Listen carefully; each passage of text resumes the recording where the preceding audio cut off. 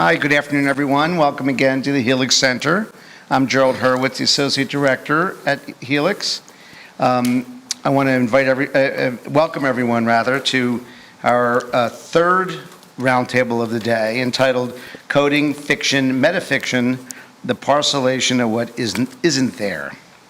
And I'm going to take a moment just to describe the brief bios of our wonderful cast of participants. So first, Yonina Hoffman is an assistant professor of English at the U.S. Merchant Marine Academy. Yonina's research applies systems theory and phenomenology to 20th century literature and the global systems novel. Yonina's first book, The Voices of David Foster Wallace, used concepts from narrative theory, rhetoric, and phenomenology to examine the experiences of reading through novelistic progression and narrative voices. Yonina's new book project, Ending the Endless, examines the way that contemporary system novels understand the globe. Next is Peter A. Gloor, who is a research scientist at the Center for the Collective Intelligence at MIT's Sloan School of Management, where he leads a 20-year project exploring collaborative innovation networks. He is also founder and chief creative officer of software company Galaxy Advisors and honorary professor at University of Cologne and at Jilin University in Changchun, China. He also taught at Universidad Católica in Santiago de Chile, Aalto University Helsinki, and a few other universities I have a difficult time pronouncing. University of Applied Sciences, Northwestern Switzerland, and the University of Applied Sciences in Luzerne. Earlier, he was a partner with Deloitte and PwC and a manager at UBS. He got his PhD in computer science from the University of Zurich and was a postdoc at the MIT Lab for Computer Science.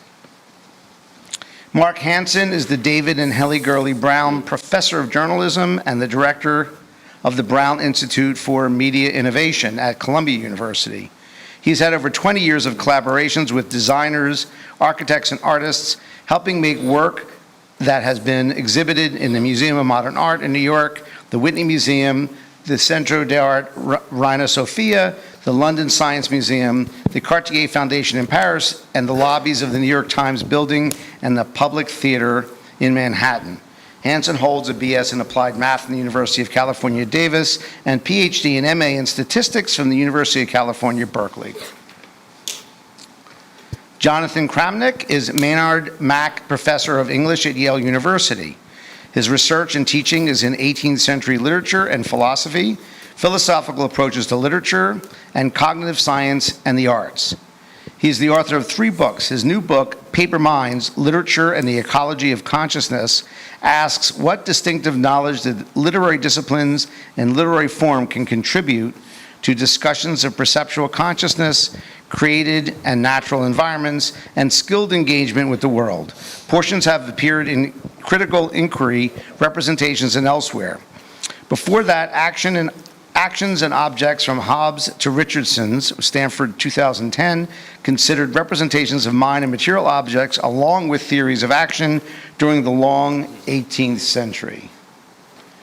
Dr. Nikos A. Salingaros is professor of mathematics and architecture at the University of Texas at San Antonio. An internationally recognized architectural theorist and urbanist, his publications include the books Algorithmic Sustainable Design, Anti-Architecture and Deconstruction, A Theory of Architecture, Principles of Urban Structure, and Unified Architectural Theory, plus numerous scientific articles. He co-authored with Michael Mahaffey, the books Design for a Living Planet and A New Pattern Language for Growing Regions. Salingaros collaborated with the visionary architect Christopher Alexander over more than 20 years in editing Alexander's monumental 4-volume book, The Nature of Order. I think I'll stop there. There's more to say about every one of these wonderful participants, and we'll get started with our talk.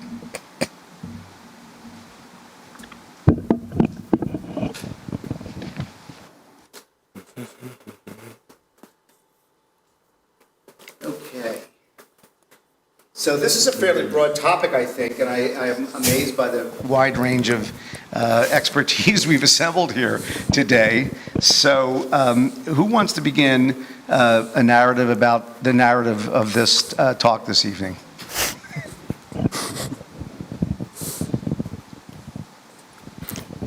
Why are we here? This is a conference on coding. Is there someone who can make sense of that relative to it? Me?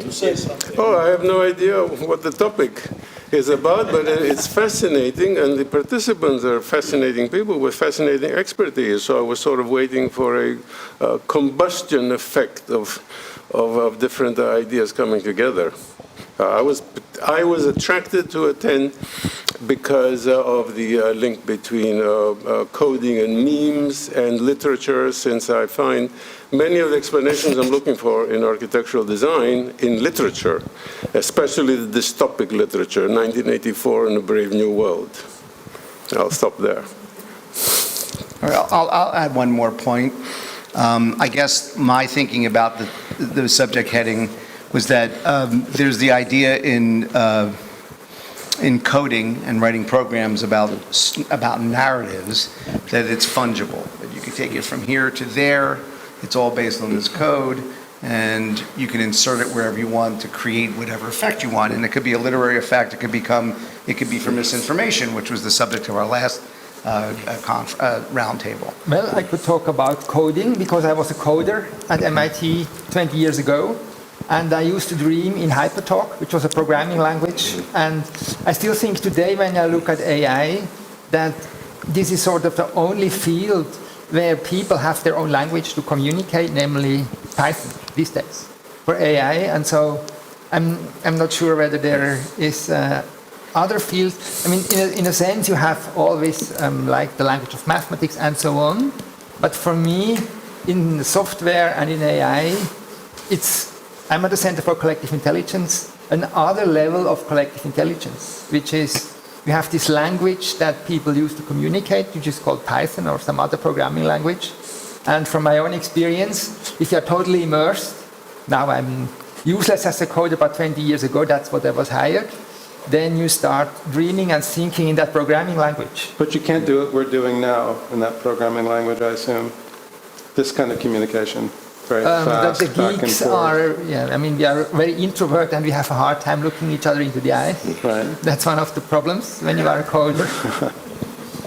But I'm curious about the use of the word language here in the, in its relationship to narrative. Because what we're doing is a highly specialized human activity of communicating thoughts and meaning versus in spoken form, which then can take a kind of narrative shape. And I'm just wondering, I've always wondered, how much one can extend the meaning of the word language across those two different uses. Well, in my small startup, we are actually, you don't really need to have to talk too much anymore. But this other level of looking at each other and sharing the code seems to be enough sometimes. So in that sense, the collective intelligence seems to get to a higher level. That's my perception. I think it could be possible to have a conversation in code. It would just be a different kind of conversation because you would presumably have, it's not like you have language as this sort of flow, but rather you have the production of something that is encoded, that's a little bit more entrenched, the coded object, and then you put the coded object out there and then someone else looks at it and then they write their own, which actually sounds a little bit to me like a historical model of what literature is like as well.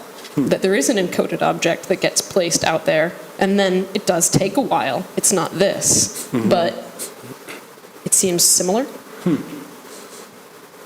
I was thinking that the idea of metafiction, where you will cite one work of literature within the body of a second work of literature, you're sort of lifting it, appropriating it, commodifying it in some way.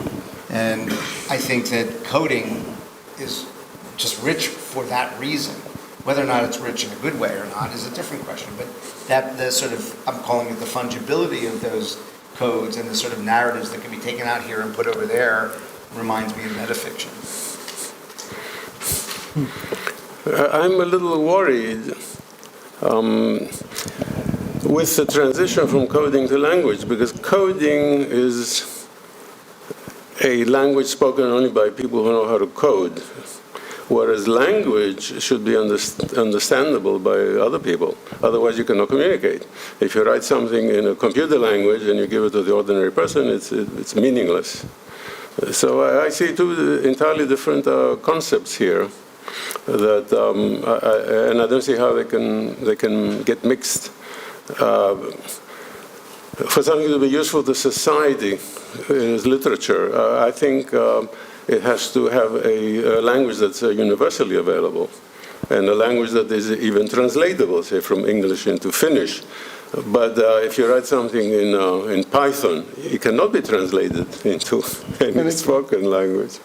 Well, that was where I began. But I have some of the similar reservations as you do, Nikos, around some of these questions about how applicable it is across communities, and then also about how helpful it is for our understanding of human cultures, written and spoken, and aesthetic artifacts, to think of them in terms of the language that's taken from computer science, which has a ton of money and cultural power behind it, but might not have as much explanatory force behind it.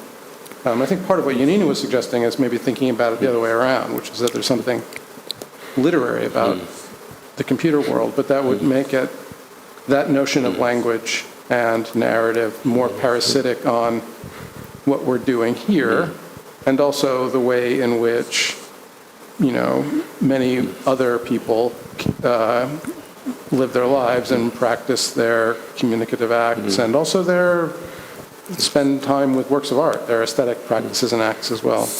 Well, you might have heard of GPT-3, which is the biggest AI system available, which basically allows you to describe in English what the software is supposed to do. That means you can have your English story and then convert that into executable code. But what I have been thinking more recently is about the singularity, which basically means AI taking over. Yeah. And that basically means that we would have to somehow communicate. And the question then is, who is in the driver's seat in the end? Collective intelligence? Yes, the person who can pull the plug is in the driver's seat. That's the only thing that will save us from catastrophe. What if There's something in common between code. I mean, I think the idea that coding itself may be a form of literature is not. I don't think that's really the suggestion. Yeah. Something, but it reminds me that musical notation is also something that many people don't know how to read. Oh, sorry. Yeah, thanks. Sorry about that. Musical notation is something that most people don't know how to read, but it does create a sort of, some people refer to as a sort of universal language. Its production, its execution creates a kind of language. And I think that's the sort of level at which maybe coding might apply. I guess I would contribute two things to this. One is that in reading code, right, in picking up a piece of code and having a look at it, and I know this is, but anyway, there can be moments of beauty in it, in the same way that there are moments of beauty in reading a mathematical proof or something like that, right? That there is an aesthetic sense that someone can look at it and go, wow, look what you did here, or look that little trick, that's amazing, right? So there is an aesthetic sense that comes along with it. I think the second thing is that, in my mind, the previous discussion was a little bit upside down. I think that coded systems are organizing into systems of power in our world, and part of the reason why they've gotten away with, and that they are as powerful as they are, is that there is this gap between the language that we are using to communicate and code, right? The fact that people don't understand how a computer works is a problem, right? The fact that they don't understand the basics of using a lot of reverb, and that makes me nervous, like I'm saying something awful. But the fact that people don't understand, suggests then that it's difficult to be, let's say, a responsible citizen, right? In our contemporary political or cultural setting, because you need to understand the basics of how a computer works, I think, and something of how code works, right? So I think that not having that access to that language is leaving us open to a lot of difficulties that we've seen. That's an interesting proposition, Mark. I mean, one hears all the time that we need basic scientific literacy, and I agree with that just as a, article of faith, that it's a problem, and we've seen all too clearly in the last couple of years that it's a huge problem that when citizens lack kind of fundamental scientific literacy about, the nature of things like what's the difference between climate and weather, how do pathogens work, that sort of stuff. It seems, however, that how it is that code works and a computer works seems to be a different kind of thing. In the way that, I don't know how a plane works. I get in a plane to fly, just flew, across the country last week. My iPhone and my computer, I feel, are sort of analogous to that in a way. I'm curious to know what the argument is that there is something sort of threatening to democracy or wrong about not having citizens and not having a capacity for coding, because it doesn't seem to me to be intuitive in the same way that, say, there's a real problem when people don't have access to science or don't understand the way that science works. I mean, I feel, first of all, there's a increasing sense in which science itself is computational and is inheriting. This is driving me crazy, and is inheriting. That's a problem. So I think what I'm suggesting, and I don't think it's either earth-shattering or new. The founder of Python, or the gentleman who created it, has a very long essay talking. I guess it was a DARPA proposal or something about creating a programming language, and the title of it was Programming for Everyone. And the idea is simply that we teach everyone to read and write, even though we don't expect them to become poets or writers. And by the same token, we should teach everyone to code, or to understand programming or the act of it, because otherwise we are significantly removed from the technological systems that we rely on. And I would say that saying that this is a shiny box that we interact with and I don't really have to know how it works means that now I'm cut off from all the little things that it could do in terms of surveillance and other things. I don't have the capacity to ask questions about what this is doing. And my capacity, the fact that I don't have capacity to ask questions means that there are significant systems of power in our world that are just happily going along doing their thing. And with my position in a journalism school, I feel like the one thing that I can offer them is access to the way these systems start to work, the way power builds up in a technological system, and some of that can start with something as modest as learning how to code. At least that's my opinion. I totally agree with what you say, in the sense that if computers or the phone were perfect and there would be no bad people on the world, we wouldn't need to know how to code, because you would trust and everything would work. But unfortunately, there is phishing and so on. And right. No, I get that. I mean, I feel like I have the same suspicion about what my phone is doing and tracking, and the threats to democracy there, and also just the general commodification of everything that happens there. And yet I don't know the infrastructure of how it's encoded. And I guess I'm wondering about the connection from, this is taking us a bit far away from questions of narrative perhaps, but still seems important to pursue. Like how we move from the one level of implementation to another. And would in fact knowing something about coding give me an additional capacity for resisting the ways in which my phone may or may not be tracking what I'm doing, and so forth. I think you could bring that pretty easily back to literature. Great. Because, I mean, really what are we doing here? We're asking, in any object or in any phenomenon of human life, what is encoded and why? Mm-hmm. And in the phone, there are some things that are encoded that allow us to use the phone for our purposes, but there are some things that are encoded in the phone that allow counter purposes or silent surveillance type purposes. But the same is true for a novel.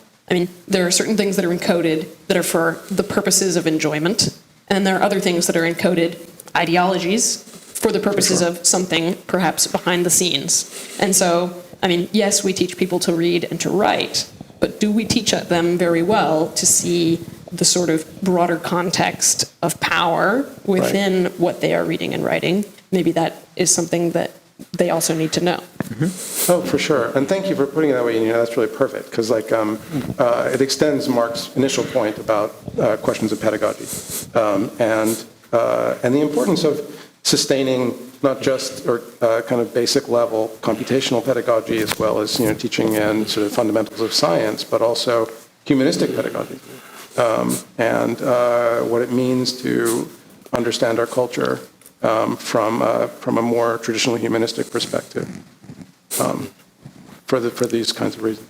Yeah, may I disagree with all that has been said? Up until now, I don't think the solution to our saving our civilization is for people to learn how to code and to actually be able to code the cell phone. Because I believe that actually pushes them in the direction of being embraced by technology, while technology is subjugating the free spirit and taking people away from reading literature, so that literature has decreasing value because people are not reading. People are looking at their cell phone all the time. So pushing them to learn the code of the cell phone is not going to steer society away from a total dependence and a total domination by the big tech companies that are taking over their lives, taking them away from looking at art, listening to music, and reading literature. Today's literature or the classical literature. It's all going. So Nikos are then saying we should take away the cell phones of everybody, no TikTok anymore, and put some world-class literature on there.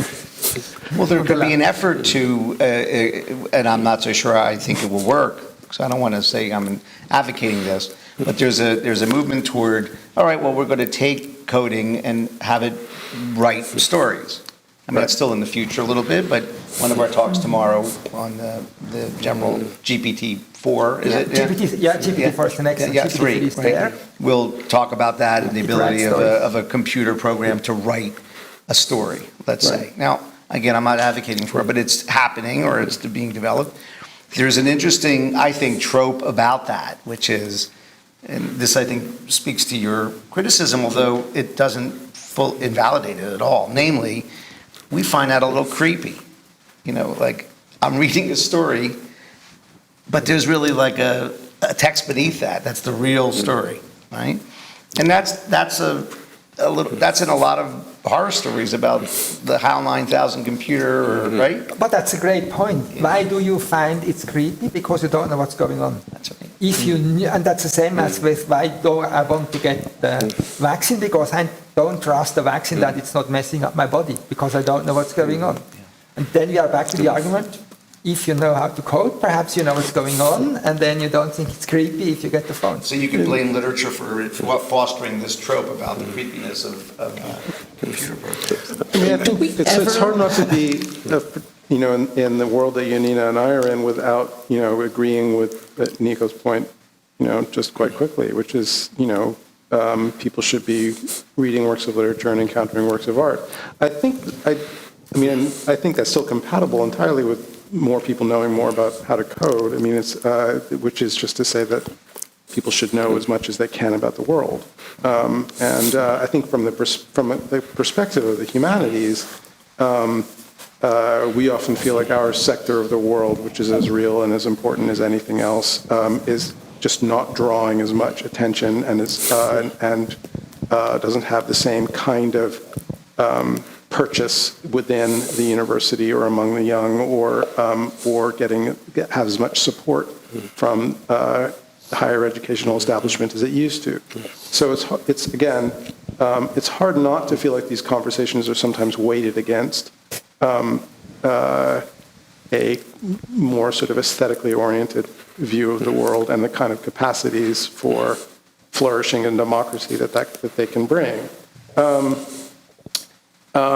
And this speaks to the point that you just raised about, the future of computers writing works of literature, which, is an interesting thing to contemplate. I've read some of the earliest stuff there, just like I've seen some of the computer art that's been generated in the visual domain, and it's all interesting and provocative. There's nothing wrong with it as such. What can be sometimes troubling about it is when it's bundled together into a kind of reform picture for, say, higher education in a democratic society, in which it is, deemed to be like the future. And then it just becomes, to me at least, and I think, for reasons that are real, just kind of ugly. Not ugly as such. There's nothing wrong with computers writing stories. That's, again, interesting. Ugly in some of the directions that's pushed and some of the kind of like wide-eyed sort of like belated Alvin Tofflerism that it's sort of, made to serve. Like the future is here. It looks like computers writing stories. We need to put all of our money there, and we need to basically just, starve the people who want to just sit around a table like this and talk about a book. And that way lies, I think, a kind of disaster.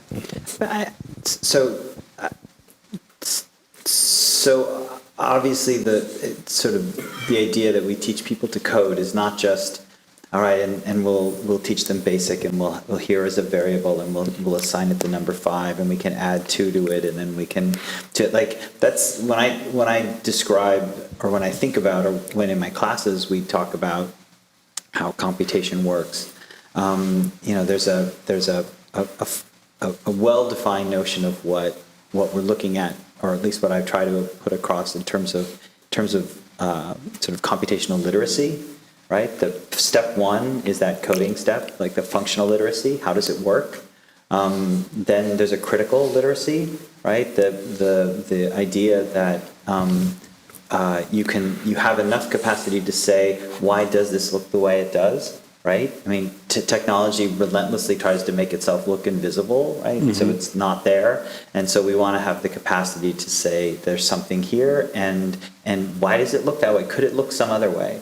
So there's functional literacy, there is critical literacy, and then a rhetorical literacy, right? Which is that all of these things there is no, optimal iPhone, right? It's a thing, and it comes from human deliberation, and it's a settling in some way, and it itself gives off has a rhetorical function, right? It makes us feel modern, it makes us feel connected, or something like that. So you can deepen all of these concepts, and they depend in many ways on a sort of humanities-style interpretation, right? I bring into my class people like Joanna Drucker or something who, makes the point about data versus capta, what is given versus what is taken, right? That these things make the teaching of code, right, a richer, fuller experience, so that people do come away, or presumably students do come away, better understanding the systems of power that circulate around technologies in one form or another. And for someone in a journalism school, that's important, because journalists are the explainers of last resort in our society, and if they can't call shenanigans on something that's happening, then I don't know who's going to do it. Yeah, I'm afraid journalists have been singularly unsuccessful in alerting the world to all the bad things and the manipulations that are occurring by I would say high that's tech. Extremely an extreme position. A harsh comment. Extreme. Yeah, sure. Yeah. Okay. I stand by it. I want to answer to the challenge that Peter threw at me. As in response to my earlier comment, Peter, you said that therefore we should make people appreciate literature and art better, but nobody can make anybody do anything.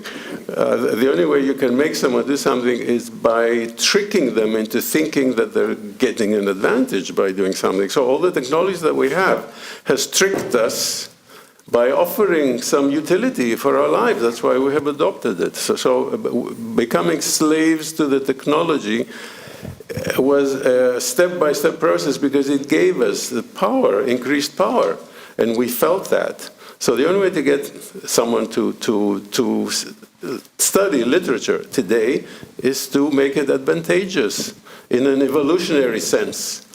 If you do this, then you get an advantage, evolutionary advantage, and not by the academic. You have to take this course because it's required. Yes, but I mean, thank you very much for throwing the ball back to me.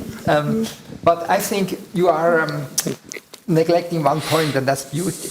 Because what you raise is a very cynical utilitarian view, and that's unfortunately the main motivation, particularly in capitalist societies. But then there's this other aspect, and I think it has been raised, and if you look at pieces of world art, and I'm not sure whether the computer will actually ever get there, because GPT-3, it can write something that sounds like Harry Potter or Lord of the Rings and so on, but it will never be, or even if you go to some higher level literature, on the same level.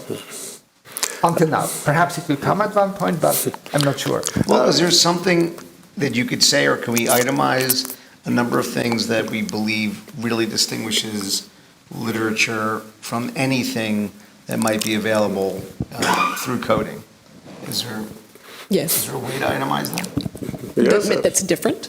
I mean, I was about to pick up on that. I wanted to respond to Peter's comment about we don't understand how it works and therefore we're afraid. Because I actually think that frequently I don't know how a piece of literature works, but that is the cause for wonder and delight rather than fear. And that is because I think the distinguishing fact of a piece of literature from something that might be encoded for utilitarian purposes is that it's okay for something like literature to give us something we understand, something that exceeds us, and something that is so saturated with meaning that it can't be reduced to a single purposive goal. And that this kind of brings us back to a point that was coming up in earlier conversations, the question of trust. Because the unique compact, I think, rhetorically between reader and author is ideally one of trust, whereby the question of trust is a very different issue when we look at code, because we know that the person who is encoding something has perhaps more defined purposes than the literary author. I'll just disagree about one thing for myself. Finnegan's Wake scares the daylights out of me. That's because it shows you something about yourself you don't want to admit. Granted. This is a rather pedestrian response, but for many people that I know, especially younger people, and people who have reading disorders, for instance, the phone is their lifeline to literature because they're listening to books on tape, they're listening to audio books. And for someone who's been dyslexic all their lives, it's like a whole world opens up to them. And for many people who are very busy, I mean, I'm in the world of literature all the time. If I'm walking in Central Park, I'm listening to a novel. It's the only time I have to go into fiction rather than professional books. And there's also and that's through this little device. And there's among the young who spend most of their time on social media, there's a lot of feedback between online activity and staring at your phone, and then also reading, which is a lot of active book talk on TikTok, for example, which is all about, the analog object. It's not about the small shiny thing. And in fact, features usually, the kind of the haptic aesthetics of books, right? What they look like, how they feel in your hands, and they'll show it. I've been reading this, et cetera, et cetera. So in fact, like it's not just a kind of a dichotomous phenomena. I mean, there's the digital world and the handheld world and the social media world has created a renewed interest in literary artifacts and objects, as it has in painted and sculpted ones as well. Things that exist, however, off your phone, not that you're listening to as you're walking through Central Park, but as you're also just sitting and holding your hands and reading. And I think that shows. I think that's first of all terrific. I think it's an interesting cultural phenomenon in its own right. But I also think it shows the viability and the perdurance of the aesthetic domain as something that has both a purchase on, an appeal to, humanity across the board, but also is worth, cultivating and spending time with and supporting ultimately. Yeah, because I listen to something and then I will go buy the book. Yeah. And what I mostly converted by was Finnegan's Wake. Listening to Finnegan's Wake is a true adventure. Well, I should definitely Never Lucy check is that all out. of that. I want to return to Nina's response, because even though I made fun of the Finnegan's Wake and fear, I like the idea that you mentioned trust. And I think that it's interesting that when I asked the question, all right, well, can we start to itemize differences between coding generated art, not even just literature, and literature? You said something about trust, which I think is a wonderful sort of, it's an emotion. You're expressing an emotional thought. So far, everyone else has made instrumental arguments about, and I, as a psychiatrist, I like hearing, okay, so what about, how are you feeling about this? And where does the feeling that is evoked by art, is that matchable? Can we match that? Because I think you're right. You might be onto something. Trust, it would be hard to earn it if out of a machine. So perhaps how does an author earn trust? Because if you look at Lord of the Ring, the original one, it was a huge success, and then that sequel that Disney has been producing, the reception was horrible, because they were just applying all the formulaic things, so that means they didn't get the trust. Is that what you would say, or? Do you mean the movie adaptation? Yes, exactly. Oh, I see. So the movie adaptations to the sequels failed to earn trust because they were too formalized according to, like, the cinematic industry. Is that? Yes, they were too robotic. They were human beings, robotic. right? It was written But they were- by computer. But they were essentially. just applying some formulas. And so That's right. that seems to me an example of what you said, but I'm not an expert in that field. I would say that probably sounds right, because viewers of media are pretty savvy to tropes. And yeah, I remember seeing The Lord of the Rings, the second movie, and it's just trope after trope kind of piled on each other, which feels like it falls short of the kind of meaning saturation that I want from a single other human being.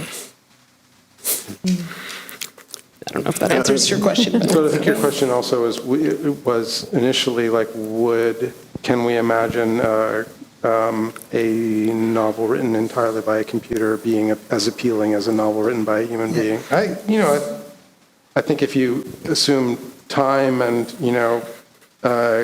exponentially increasing computer power, I have no difficulty really imagining that. And no strong feelings either way. Well, okay, well then why would it be difficult for, let's say it would be a challenge. What are they surmounting to meet that challenge, right? They're surmounting anything that requires, human intelligence to create. And what's difficult about that, I think is probably Peter's domain, or maybe Mark more than mine. But I think it would be an analogous problem to anything that requires, again, human intelligence to do, whether or not that's write a novel or, drive a car or make scrambled eggs for you in the morning. All of which have been, really hard things to do. I mean, it seems to me, the most powerful advances in artificial intelligence, at least as far as I know, and that's very little, have been in, kind of narrow but deep domains. Chess, for example, sort of paradigmatically so, I suppose. Anything as kind of that involves like as many factors as would go into writing a novel, or again, making you scrambled eggs in the morning, is going to be much harder to do, but not inconceivable. So Magnus Nielsen, the reigning Carlsen. Carlsen, thank you. He walked out on this match because I think something about the first several moves, and because of some previous report that his opponent may cheat. But that was I think something about I think it was his opening move. That's it. Right. No. A human wouldn't do this. I know you're cheating, right? So here you have. No, but actually, wasn't that intuiting that a human would do it? That a human would cheat. No, I think He was using a computer. Oh, I see. he I recognized that the move I meant that was human would cheat in chess. He recognized the move Gotcha. was being generated by a robot instead of a human. Yeah, And interesting. so it's interesting. So here you have something that's gotten right to the pinnacle of computer programming and beaten humans, and it does beat humans, but it's missing something from the perspective of human observers. It's missing something, right? Carlson was able to pick that up, it seems. I mean, it's not been proven it's cheating. But I would not go to chess for that. That was solved in the game of Go several years ago. Right. Because Go became, the DeepMind became the Go champion. Right, but I'm saying there's still things that humans perceive about the difference between their opponent when it's a human versus whether it's a human versus a computer. And I'm wondering if that perception has something to do with what we would find deficient in a computer-generated work of literature. That's what I'm getting at. Yeah, for and sure. I'm not disagreeing with you. Maybe in the very far distant future, even that difference would be taken away. But In the visual arts, where I have more experience being a painter in my youth, in the visual arts, AI can produce paintings today that are better than the professional visual artists. I think we have reached that. I cannot speak about AI-generated literature, but the AI-generated paintings, depending text-to-image AI programs can generate very beautiful paintings because they sum the opinions of individuals, say 10 to the 10th number of individuals, which is an extraordinary number, so that they can generate a very beautiful painting. When you go to a contemporary art gallery, it's mostly garbage.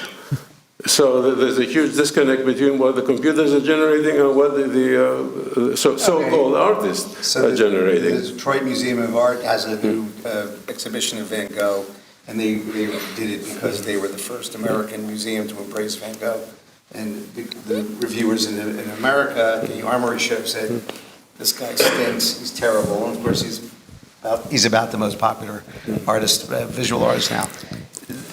That's a trajectory that some human artists have pursued, and we would say, well, that's a form of imagination and innovation. Right? That's incorrect. That is incorrect. That is propaganda in order for a certain clique to make enormous amounts of money by selling garbage and by promoting talentless charlatans.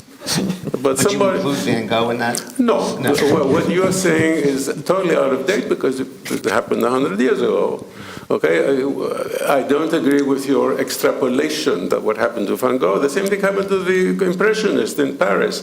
That cannot be extrapolated to the garbage we see produced today and put in art galleries and displacing beautiful works of art from our museums. As our museums decommission wonderful pieces of art and sculpture and fill it with contemporary art that's supposed to be art, but it's really garbage. And there's a definition. And here's where AI can judge whether it's garbage or whether it's art. Because AI has this 10 to the 10th piece of data of human reactions. Does this create a positive emotional reaction in the body? And we have the sensors and the medical data to see. If it creates distress, then it's a piece of garbage.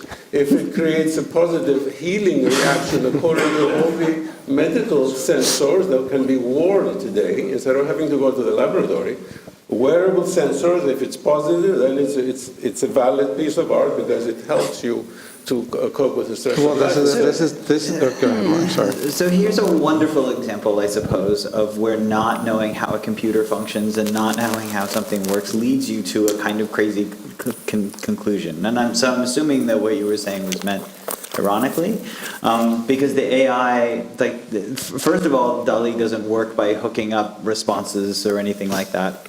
But suppose it did, the idea that a set of measurements, well, what are we going to measure to capture our aesthetic reaction? What are we going to choose? How are we going to choose to measure that? To put some. Hold on a second.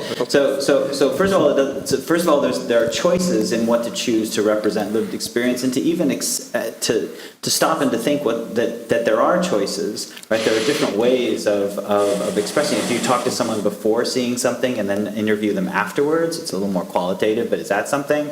Like, why do we reduce it to a kind of physiological response, first of all? And then secondly, what DALL-E does is it's based on sort of collections of data where captions are matched with images.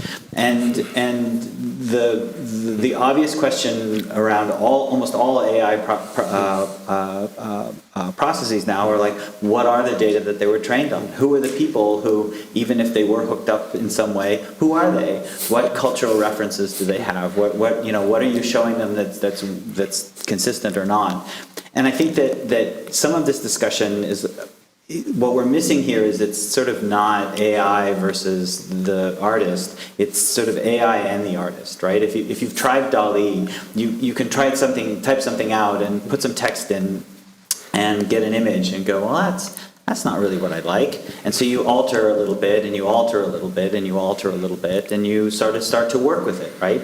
I think to go back to the literacy, and then I'll shut up, but to go to the literacy question one more time, that idea that you are typing something into DALL-E to get an image, and then typing something else in to get an image, slowly DALL-E is training you to do what it expects so that you get the answer that you want. In the exact same way that when you Google something, right, and if you don't get back the set of results that you want, you don't say bad Google, you say, oh, I did something wrong. And in that moment, Google is training you how to interact with it. And if you don't recognize those training moments, little by little, right, that's how the systems of power work. That's how things start to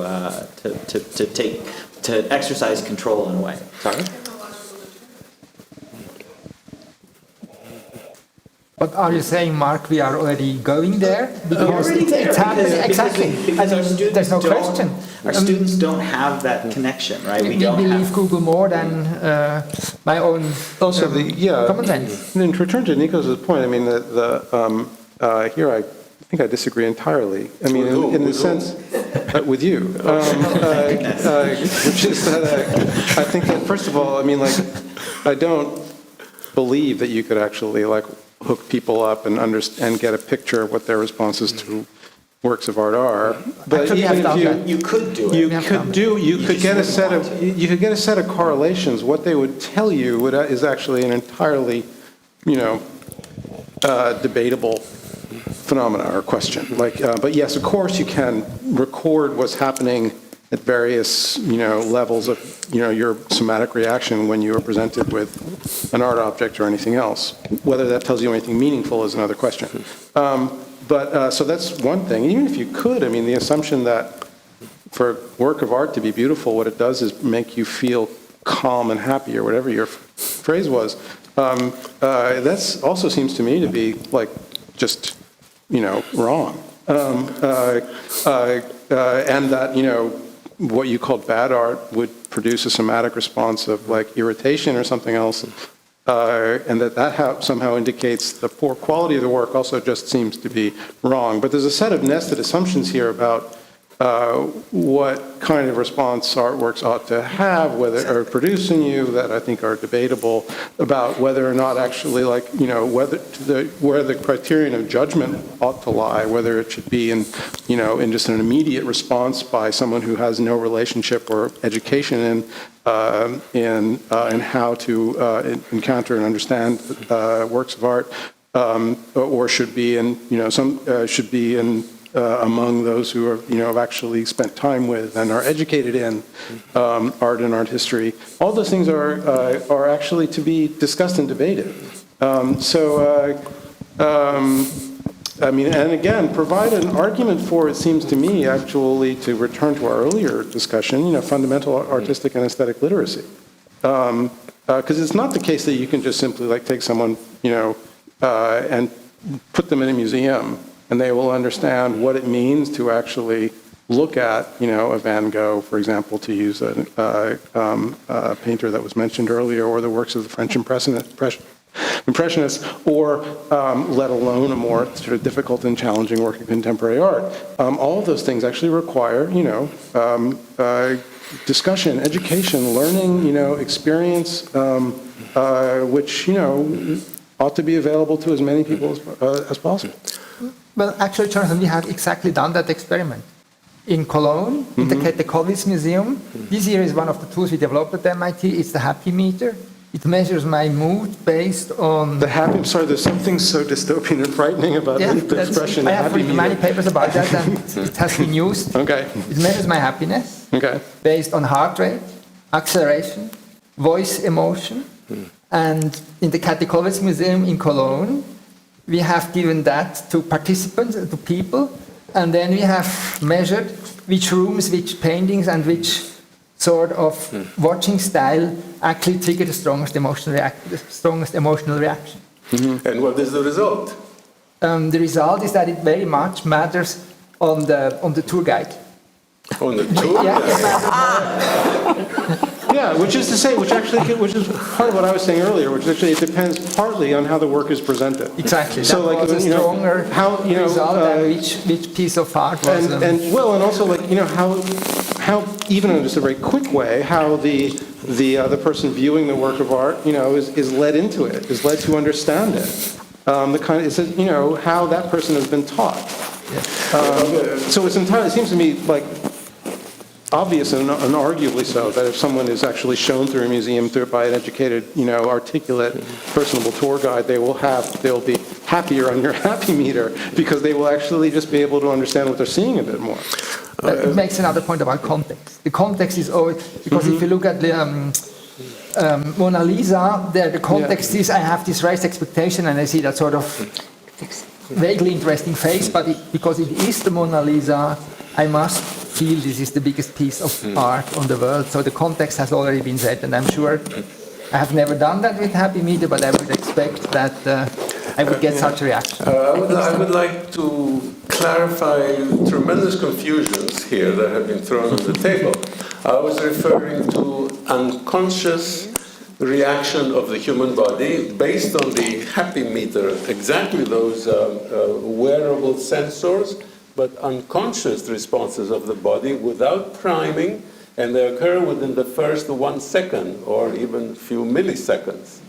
Whereas if you explain the art, you are conditioning the individual to like something.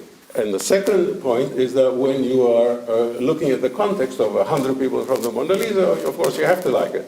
So a controlled experiment has to be carried out with the individual measuring only the first, the second, or less of unconscious reaction. But there's again, I just think that's a wrong understanding or a misguided understanding about I'm what sure you would say so, but that's an opinion. But there's a different point I think Of course, I'd like and to... we have a difference of opinion. I just wanted to explore that difference because I think it's an interesting one, which is that, there is on the one hand a model which, actually has, some real historical, significance to it, that what aesthetic experience is all about is just like this, raw,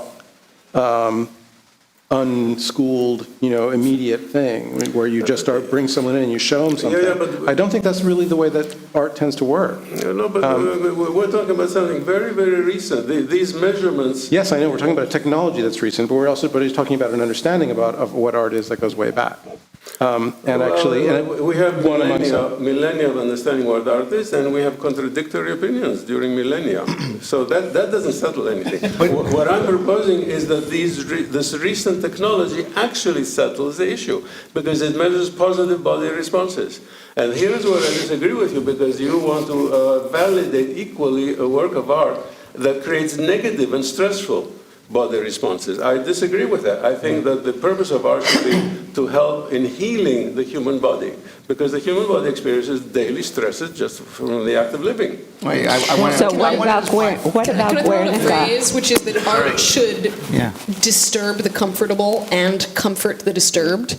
Why can't we have both? I like to be disturbed. Yes, and art should also be interesting, and a lot of works of art that are interesting. But I think what's been lost here, and I was surprised, Nikos, that you took the angle, the direction you did, given that the first point you seemed to make was coding and computers are negative and we should be immersing ourselves in literature and art.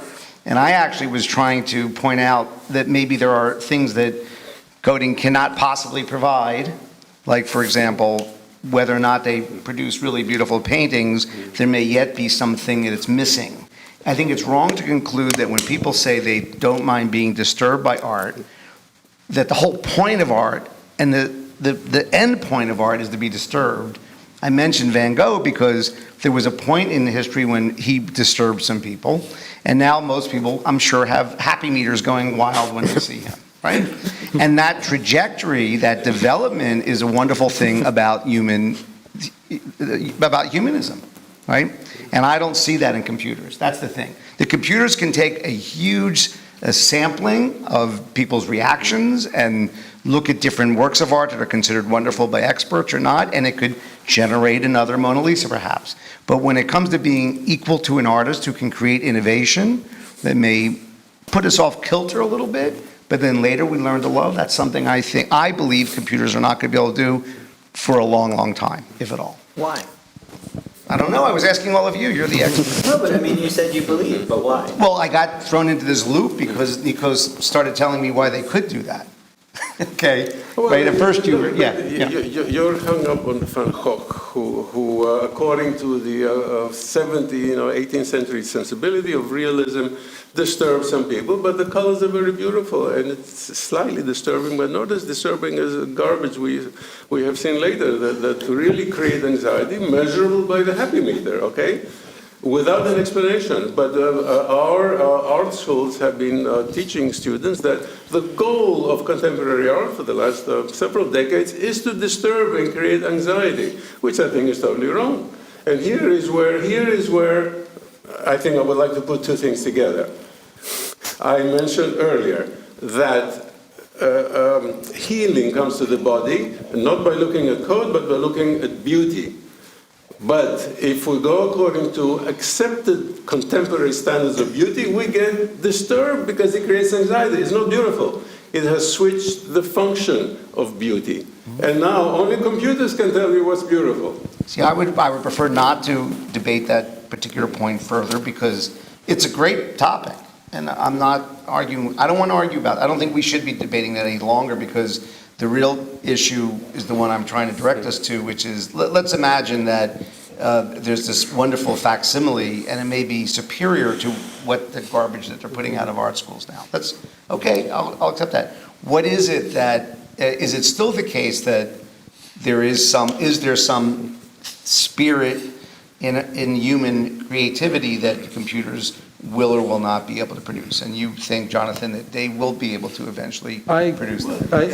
I don't think I have any idea. I mean, I wouldn't rule it out, I guess what I would say. I mean, like, doesn't seem to be any, it seems to be par for the course for any complicated human creative activity.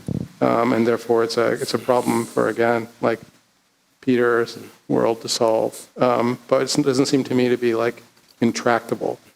So they're getting better. I think that's I think part of the thing, I myself feel a little bit confused with parts of this discussion because we are talking about, on the one hand, what is today, then we are talking about what AI is going to do in the future and whether it's going to do that or not. Is AI going to be able to produce a work of literature or art that in any way is going to contain all of the emotions that are presently in a work of literature or in a work of art, and all the personal experiences of the person who wrote it or who painted it. Is AI one day going to be able to do that? You maybe have the answer to that, but as far as I know, we don't know yet. So there are people who write about all the things that AI is going to do in the next 25, 50 years, such as Mack, Stegmark, and others, but we'll have to wait and see. But so I don't see how that directly connects with the bigger or more general subject, which is coding. Coding is not only about creating literature or art, it's also about all the positives that we have from being able to use the computer, the iPhone, and so on. Yes, there are, of course, plenty of negatives.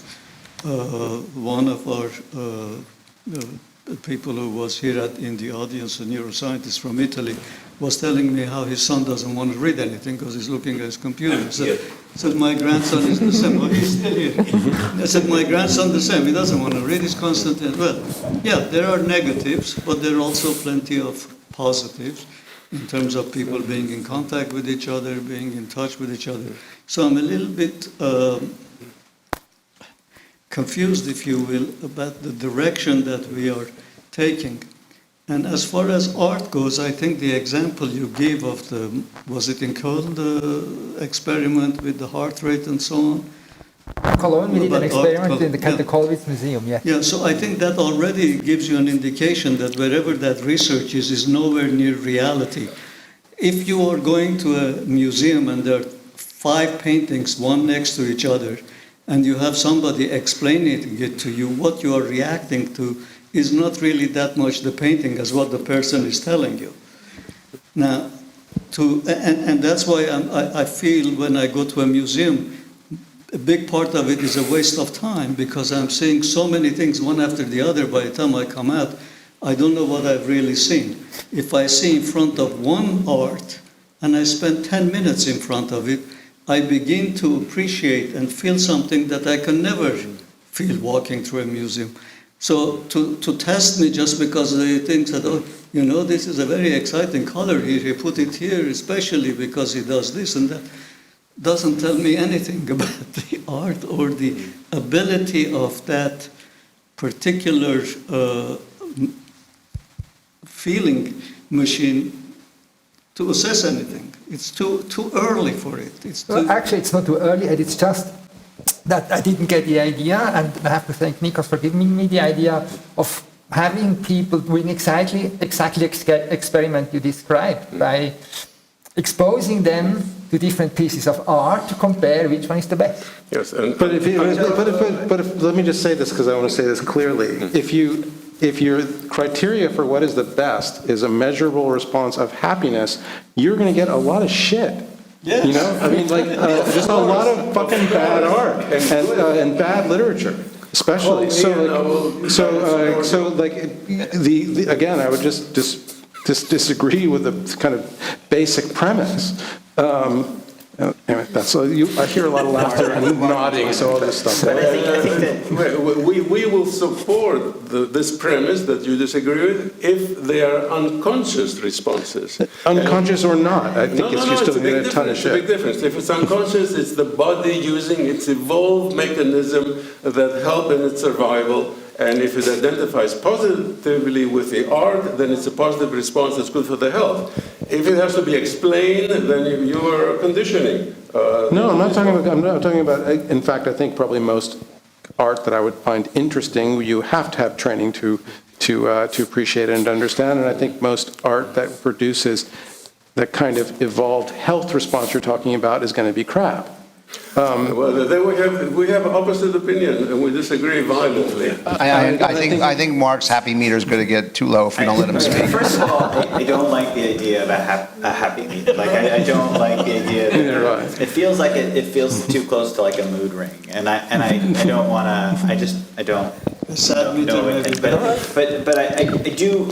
There is a moment that we could pop this up and talk about narrative for a second, right? So that think about what the ways in which we're taking physiological data, whether we should be doing that or not, or whether it's instantaneous or not. The idea that the AI optimizes something. The idea, the narrative that comes along with it, that it is efficient. There's an efficiency there in applying the AI. There's an efficiency that comes along with it, that we can make better things that are soothing to us or pointed in different directions. That's a very common AI rationale, a very common narrative that goes along with applying an AI system, and it makes it hard to unpack and to say, well, what are the problems here? Where are the disparities? Where, how to say that it's more efficient to whom, and to are the physiological observations sort of steady across different race and gender characterizations and so on, right? And so you have to kind of resist that narrative that says that AI is optimizing something. And the other thing I would say to the gentleman with his grandson, we say that we say that. Pardon? Oh, your son. Sorry. It's my grandson. Right. That we say we'll say that the kids are on their phones all the time, right? And we say that means that they're really good at computers because they're on their phones all the time. They're not good at computers. They're good at learning other people's interfaces, right? They're good at learning the choices that other people have made. And because they don't recognize anything of that surface as being a choice, right? That this means, zoom in and this means zoom out, right? Somebody made that choice, and it wasn't the student working at it, and we have to be able to question those choices, right? And I feel like a citizenry that doesn't have access to the basic ways in which computer design works and computers work can't do that. Yeah, no, I agree entirely. The conversation that we were just having about, measuring somatic responses and its connection to artificial intelligence reminds me of just like the fad 10 years ago that Vittorio will remember very well of using fMRI to settle all questions. Right. This lights up, that lights up, right. Therefore, this can explain for us X or Y phenomena in politics or the world or whatever. And that had all the problems that you just identified, Mark, and that Vittorio knows very well. fMRI experiments were a good pioneering step in the right direction because they did settle some questions of beauty. The problem is that fMRI is hugely inconvenient. But we're talking about a new generation of wearable sensors. Yeah, it's a huge difference because you can have thousands. The N fMRI is very small because it's so expensive, and here you can, I have been measuring emotions for the last 3 years. Face emotion, voice emotion. The last thing is that we have plants, which are highly sensitive movement sensor, and we take the electrostatic discharge, and then we measure emotions of humans from the plant's response. That's totally privacy respecting and. Well, so Nikos, you use this idea that the goal of art should be to be soothing or to help. I didn't say soothing. I say inducive to human health. Okay. Physiological condition inducive to human health. Perfectly good. Okay, now, so I feel happier in front of a beautiful painting, and I'm sure I do. Now, however, feeling happy on what time scale? One of the whole points about mental health, for example, people who are troubled by their own mental health, is that they need to oftentimes go into some form of treatment. They get psychotherapy. And they talk about their problems, and they may sit with their therapist and say, ooh, I love this therapist, what a great therapist, they're going to make me, I feel so happy when I'm with him, and then a month later they think, this person doesn't like me, I don't understand. And they keep going, hopefully, and keep going, and talking, and they work through that. And it involves trust, to go back to your comment, Union, there's a trust between two human beings, and over time, the feeling of happiness or contentment really evolves. So I believe that can happen with works of art as well. That's the only reason I mentioned Van Gogh. There are other examples, and I don't think I would probably disagree with you about whether I like the same art you like or don't like. I'm not so sure I would disagree in most cases. But what I'm saying is that there's an evolution of feelings that you may not pick up in just a moment when you're looking at a work of art, even if it's based on unconscious experience, because there's a trajectory that has some bearing on what we think about the art and literature in the long term. We work our way through it. There is a difference. You are making an unsupported conjecture, which may or may not be true. It could be true possibly in your field, but in art there are no measurements so far. Measurements are to be done by apparatus exactly like the meters. Those experiments have not yet been done. I would like to bring it back to the question of coding and point out that when we talk about code, we are talking about mediation. We are talking about something that is created, and that the form of creation is not transparent. And I think the problem here with this question is partly that we are only talking about visual art, and visual art allows us to persist in this very strange assumption that visual art is unmediated, that visual art is not encoded. I think your assumptions about our responses to visual art rely on an assumption about visual art that it is not encoded and that it lacks historicity. But what would you say, for instance, if we had someone from, 200 years ago, or from a different country, or from a different social position, and they had the happy meter, and they looked at a piece of visual art, which is entirely encoded, and they had the opposite reaction. So, what you're basically assuming here is that the visual art lacks any artistry as such, and that our response to it is a purely one-to-one relationship between this sort of non-mediated thing that it does to our body. Yes, I think And just to add to Nina's point, the assumption also is that, as you were saying earlier, it's unconscious, but not just unconscious, somatically unconscious, which leaves out anything that might be cognitive or intellectual. That art actually might teach us things or change the way that we think, or that there might be actually conscious responses to or processes or dynamics involved in encountering not only visual works of art but especially literary ones. Again, that's one account of maybe what an artwork does, but it's and ought to do, but it seems to me a kind of a pretty small one. I have an answer to this statement. Based on unconfirmed data, there seems to be a majority of invariant response from all people, all races, all cultures, roughly estimated at 80%, and the other 20% is cultural and locally variant. But those of us who work in the topic, we claim, based upon unconfirmed data, that about 80% is invariant across all people. And this is the type of response that's instantaneous. Could I ask you a question? In neuroscience, they're finding out more and more that the placebo effect is partly based on placebo readiness and receptivity in the individual.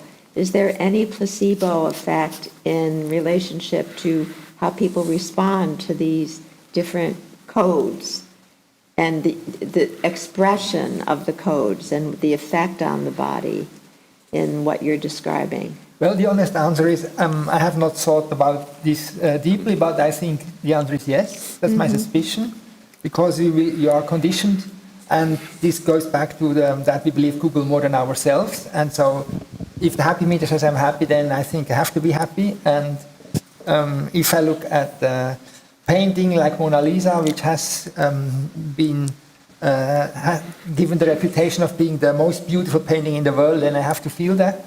And so the happy meter will show me that, and that sort of seems to me to confirm your Yes, your you question. go with the expectation Yes, that this yes. is rewarding and fulfilling. Yes. Yeah. Okay, I would like to, go ahead, Mark. I just want to put another peg in for computation and narrative. Before you set up, like one of the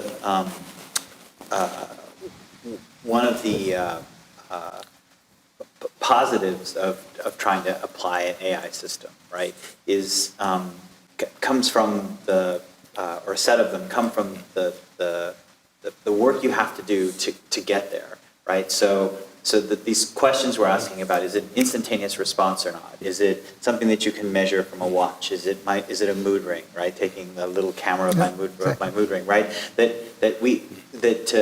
To go along the path of we're going to optimize or we're going to make efficient the creation of a work of art or something like that means that we need to step back and break that down into pieces. So first of all, how are we going to decide that something is great or not? Is it the physiological response? Is it a survey that we give someone 6 months later? Are you still thinking about this? Has this changed your opinion? Like we can now sit and talk about what are the variables that might give rise to this.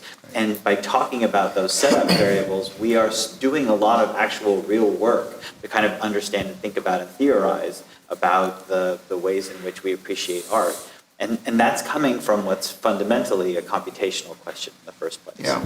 Right? You remind me, I'm glad you mentioned that, because I was about to, again, challenge Jonathan about his idea that eventually this will be something that will happen. I'll tell you what I mean. I want to apply what Mark just said. No, I was thinking in a way you may be, again, lightly contradicting yourself. So, lightly. I'm sure I have. Anytime. In this sense. Look, if you say, okay, well, the solution that Nikos has suggested, you absolutely reject. That couldn't possibly produce art equal to a human, or it's the wrong way to go about performing. So the question would be, and maybe Mark is beginning to provide an answer, so what do you think, other than time, what else might get us there? I was saying it's the wrong way of judging works of art. No, I got that. Which is a Right. separate But question. what would be a way that would allow allow machine learning to generate the sort of thing that we think would be equal to a human so-called genius? I mean, first of all, I don't know, because that's not what I do. But from what I gather, and again, I didn't say, I wasn't predicting anything because I would have no grounds to make any predictions. I just said I have no problem with the idea that very powerful artificial intelligence might be able to write a novel that someone might actually read and not understand that it was written by a machine and not a person. But that's because actually that program has been fed, a gajillion novels written by humans. So it actually seems to me that the achievement there is not as huge and kind of world-creating as others might claim, which is just it's just a computing step in the computing power in the way that computers work with linguistic objects that have been around and created by humans with whose computational systems are Right, but you still seem to be unsure about what criteria you could apply to train the computer. I mean, the ones you would say, I guess you'd say, so Nikos's suggestion, at least in visual arts, would be too simplistic and it wouldn't. No, he said that my suggestion is morally wrong. Okay, well, it may be, right. But that's a suggestion of judgment. Right, yeah. So I think that the question of judgment is going to be this, or the criteria of judgment will be the same whether or not you're reading a book that's written by a computer or whether or not you're reading a book by a human being. I think maybe, there's a kind of Turing test level in which it might be interesting to see if something could be, picked up and read and mistaken. I think that tells you more, again, about the powers of the computer than it tells you about the nature of literary fiction or literary art, simply because what the computer is doing is trying to actually figure out a way of it's re-engineering something by amassing massive examples and trying to create something that's like them. So that seems to me, again, the puzzle seems to me on the coding side rather than on the judgment side. I think the judgment that would be the same regarding whether, who the author is, machine or person. I think, however, there's a kind of practical question there about, for example, this has come up in my world a bit, how do we work in a pedagogical evaluative world, especially with nonfiction writing, when computers can actually write papers, for example. So there's plagiarism software which can detect whether or not a student has copied a paper. You can track down sometimes, whether or not another human being has written it for money, but whether there will soon be programs available that can have a machine write a paper for you if you just simply input what the topic is and what the sources are. The answer is this has been done. And it can. Okay. Yes. So that presents a real question of judgment, I think, actually, where the question is has the human written it, has the machine written it, has a real, kind of important practical dimension to it. And we are actually doing what you just described, not for literature, world-class literature, but for marketing, for simpler tasks. And we are having humans wearing our hardware and our tools and then checking whether they respond differently to human-designed. I'm at the business school, so we use marketing concepts, or developed from GPT-3. And we don't know the answer yet, but in half a year I can tell you. Okay. So no one's raised the possibility that because humans have free will yet, I'm just going to throw that out there. And computers don't. Wait, let me finish the question. That they do, that humans have free will, and we may have access to, let's say, an infinite realm, including fictional worlds that don't exist yet, that haven't been invented. You're not going to have that. You create a fictional world that hasn't been in literature so far. The computer might be able to come close, maybe, but maybe not. But no one seems to have taken that possible slant. Yes, I will take it. Humans have no free will. Humans are manipulated by the media and by certain elite power structures. I knew you were going to say that. Good. Sound predictable. So I'm getting my message across. Wonderful. And I know everyone will disagree. That's why we have been conditioned to support and pay for garbage artworks and garbage architecture for all this time, because then they're given prizes in order to keep the deception going. Of course, there's no free will, because free will means that we'll throw this stuff in the trash. And with that, you just say that the computer is soon smarter than I, because he manipulates us into our feeling of having free will. I think free will seems to me maybe the to be leading us down the wrong path. I mean, because I'm not sure it solves the question for us in the way that you might want it to, but maybe just thinking about this as something about the imagination, right? So like, it seems like that's what you're trying to get at, like that humans have a kind of imaginative capacity to create something that has never existed before, an entire world, or just simply a community of other humans and problems specific to them. Right. And then is that something that if you give enough examples, like feed a computer, like, hundreds and thousands of novels, whether or not the computer could figure out what it means to create a world that has never existed before, based on a kind of, imitation of what it has read. Right. And whether or not it could do it without having the human imaginative capacity to do it on its own, without having done all that reading. I think that's, that, I guess, is a kind of interesting question about like what gets added to these kind of just acts of basic like imitation and slight adjustment, and whether or not there's something special that goes into something that's special that would be detectable by a reader in an artifact that's created by a human versus an artifact that's created by a computer. That's what I meant by writing in the subtitle, the parcellation of what's not there. Yeah. Because there are things that are not there yet, and computers can't.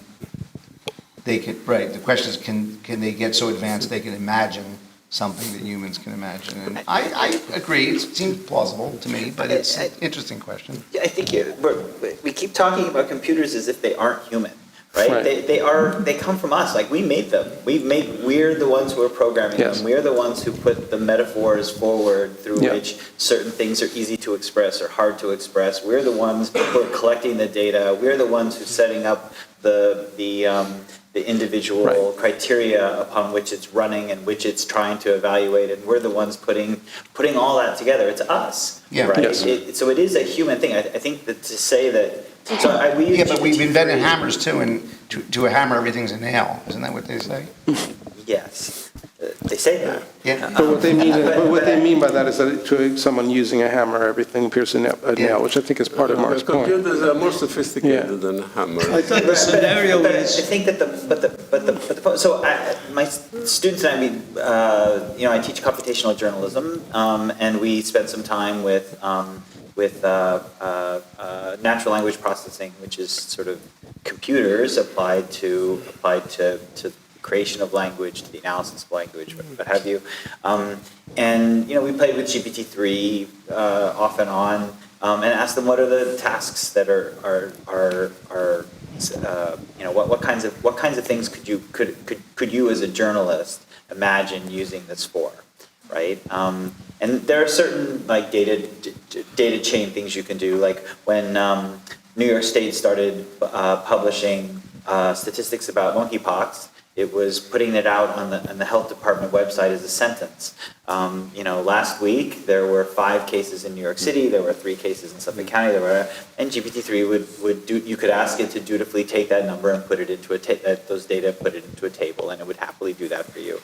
You could also ask it, write me something about a story about what's happening at the border now. Well, problem is GPT-3 is trained up to 2014, something like that. So if you mention something about Ukraine, it's not a contemporary situation; it's a past situation.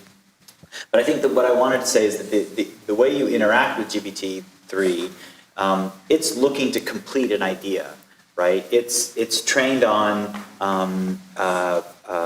it's trained on a bank of literature, as you suggest, but what the underlying prediction problem is trying to do is to say, given that I'm this far in the sentence or this far into the paragraph or whatever it is, what comes next, right? And it's always just like guessing sort of what comes next to generate. So you can start and you can do what's called prompt programming and start it, off in a direction. So easiest kind of prompt. You could say English : hi, French : bonjour, English : skyscraper, French : and it'll give you what the French translation of skyscraper is. I don't know what the French translation of skyscraper is. Thank you. And then you could ask it to, start to ask it to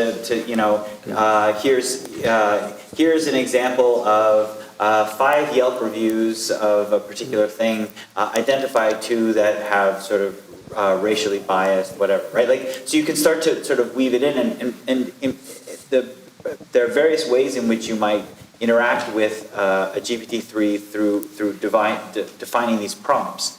And you can chain them together and almost start to build programming ideas that I believe you could sort of teach the fundamentals of computational thinking through a GPT-3 style interface, because it's all just language at that point. You're not, for I and one to something or other, do this, right? Like you are pulling apart computational questions by giving instructions to a machine and seeing what comes back. And there's always this moment of, oh, I didn't expect that. Oh, look at what happened there, right? And there's a little bit of delight and whatever that comes from interacting with these systems. And I think again, it comes down to being open enough and having the exposure to what these computational systems are all about, to be able to ground that conversation and to say, all right, this is where it might be useful, this is where it might be dangerous, and we can start to make choices. Thank you. I think we should open the floor up to questions. And please, I'm going to put the microphone up there. Come on, up here.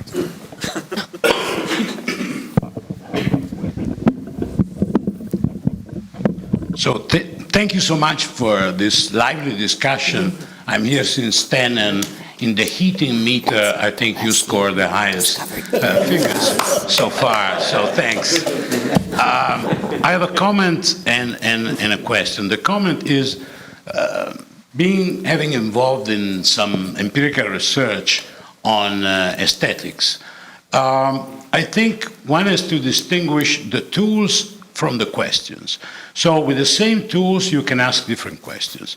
You can be interested in spotting the place in the brain where beauty sits, which is a few millimeters away from where the sublime sits, which is a legitimate question to be asked, but it's not my cup of tea. Or you can be more interested in the experience in front of some cultural artifacts.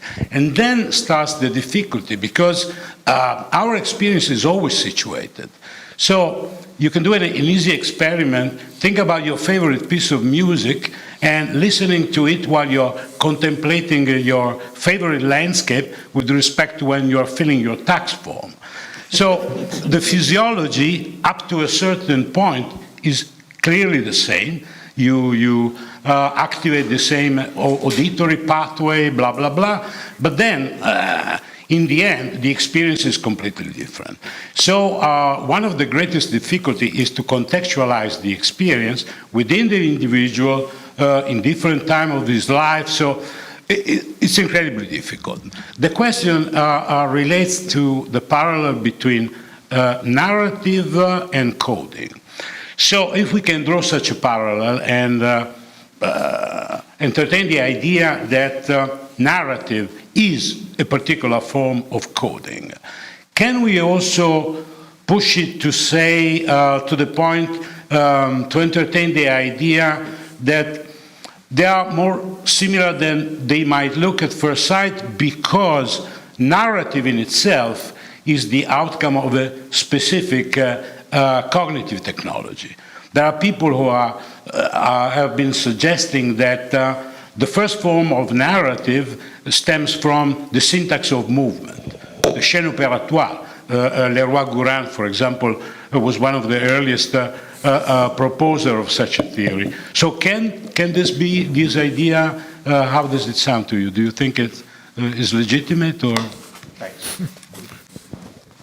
I don't think that I quite understand this, the claim that narrative is based on a syntax of movement. I think at its fundamentals, narrative is based on an expression of causation.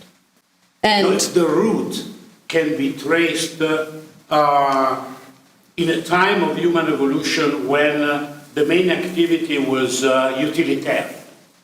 So before getting to the symbol-making phase, where you create object whose main purpose is not to serve a specific need, but the only purpose is to say something to someone else. can we trace, is there a red line, a continuum between the motor syntax that enables the production of tools, for example, with the motor syntax, the narrative syntax that enable you to produce a fictional narrative? Or does it sound crazy? Hard question. Very hard. Yeah, I mean, it's an interesting way of thinking. I mean, I'm not really sure how you would explore the phenomena, to be honest. I mean, or it seems like a good prompt for thinking. Yeah, it's kind of a just so story. Yeah, a little bit. I think that, I share Janina's intuition that there's a kind of, deeply causal structure to most narratives, if we want to get them to their simplest structure. Establishing connections between one event and another. On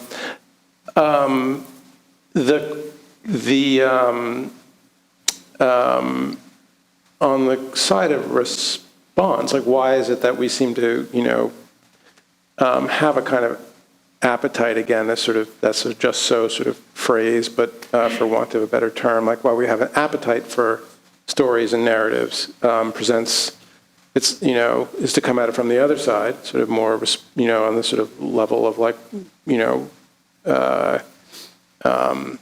consumption rather than the production of stories or what stories are. And it could be there that some of the deep history you're talking about actually plays an important role. Maybe I'll just stop there. I think it's a very, it's a complicated question. I think we're all having a little difficult time wrapping our minds around, not because it's crazy, because you asked, I wouldn't have used that adjective. You asked, but no, I don't. No, I really mean that. I think it's interesting to think, the one criticism of some books is some literature is like, nothing happens in this story, right? And that doesn't mean that's only one way you can look at it, but more advanced forms of literature, there are more stories where it's more internal what goes on in the story, right? And some people don't go for that because obviously in Homer, a lot of action's happening. Causation and movement are closely related. I mean, for sure. We know was based on the idea of one billiard ball hits another. That's sort of the paradigm for causation. So I think there's a connection too between your initial comment and your question, which is that, and I agree entirely with the formulation that you gave of the situatedness of any aesthetic response, which I think raises some real problems for the idea that you could just kind of connect it to something like a happiness meter, which is intrinsically decontextualized. It's just like attached to you, and I think that raises questions around how you would. Most of the way that we think and talk about artificial intelligence in the way that it composes stories is unsituated. That is, the program has no situation.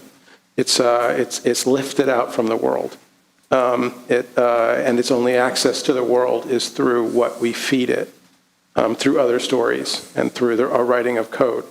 That seems to me, the picture that you were giving, which I know is one that you hold closely, is of a kind of much of a more embodied interaction with the world, not embodied in the sense of, the kind of unmoving physiology of someone who is just reading or looking at something and then attached to a meter, but actually acting in the world, moving around in it. And there, I think, I agree with you entirely. Yeah. Anyone else?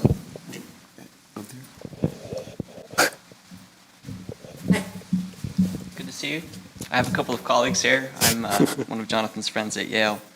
I was struck by the conversation about code from the beginning, in that it didn't seem that we could ever, there was ever really a consensus about what a code is, that there's a lot of sort of implicit understanding about the difference between, code switching in language and computer code, and so while I was sitting there, I Googled a little bit of etymological I like to know the history of where these words come from, and code comes from codex. It comes from the book of laws that were established that everyone kind of referenced. as a kind of index of cultural authority, right? That was the sort of where we get the word code. The idea of code as a cipher or system of signals and the rules which govern their use isn't until 1808, and then, in subsequent decades you get Morse code and things like that. But the idea of it as a system of expressing information and instructions in the form usable by a computer is not until 1946 and 47 when it becomes a verb. So what I want to ask is, do you understand code as being something that a computer is the sort of repository or archive of, or is it something that the computer does or that we do to a computer? And I ask because it strikes me as an interesting question about decoding. Does the computer decode what we give it? And my assumption is no, the computer doesn't understand what's encoded, it just processes information.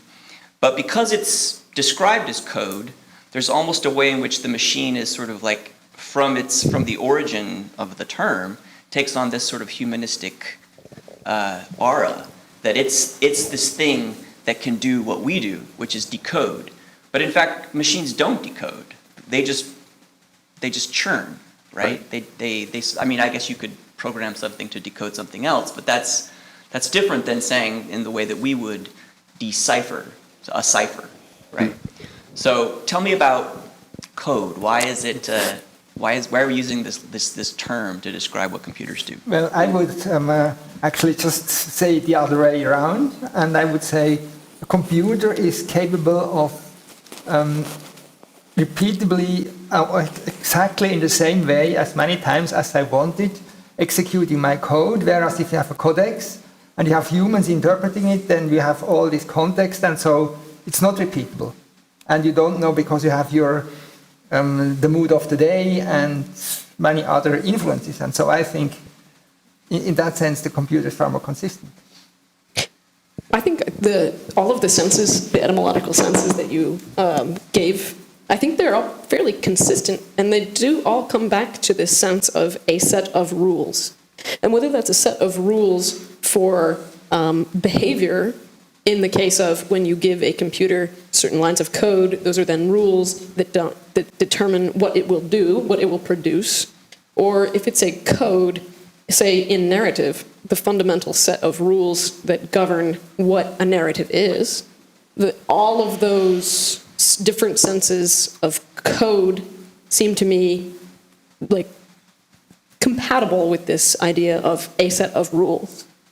So, I mean, I guess if I were to say what is a code, I'm comfortable with it's a set of fundamental principles or rules that govern the generation of something further. Anything else? Okay. Well, yeah, I just have to add to that, which is, yes, what you said is true, but the asymmetric conditions of the creation of code is inseparable from the cryptographic history, right? So understanding that, because that's one thing that I'm a magician and I track asymmetric information conditions and I interact with a lot of academics. And one thing I find fascinating is that in these discussions, the asymmetric information condition associated with codes and information systems in general is not so well tracked or brought up in these conversations. So to his point, I think there's something much more deep under what he's saying that's actually quite relevant these days to track how this information, what's the nature of information. We know unique and interoperable data is incredibly valuable, but it really takes a kind of cryptographer. My father-in-law was he was a naval commander in Holland who worked at NATO Command. And then I have a lot of friends in mathematics at places like the Institute for Defense Analysis. And I think they'd have a lot to say about this conversation. So, and I think those things are especially relevant today. So I'm just backing up your point, really. Thank you. Well, thank you. One more. Thank you for another wonderful panel. I want to make a question that's going to connect us with the previous panel. Is the publishing of, let's say, a computer-generated novel misinformation if I don't disclose that it's been generated by a computer? That's the question, is it misinformation? Qualify as misinformation if I mislead people thinking that it may have been created by a human being while it's computer generated. Well, sure. I mean, in some level, I mean, if you defined it as information, the question is whether or not it... Well, I'm not sure, because the computer has been generated by humans. There you go. Right. That's a good answer. I think, like in journalistic applications, when a story has been written, it has been automated, even if it's human edited, the byline suggests that it's been done by an AI, by a computer. But we do attribute Middlemarch to George Eliot, right? Even though she wasn't a man, right? That's my point.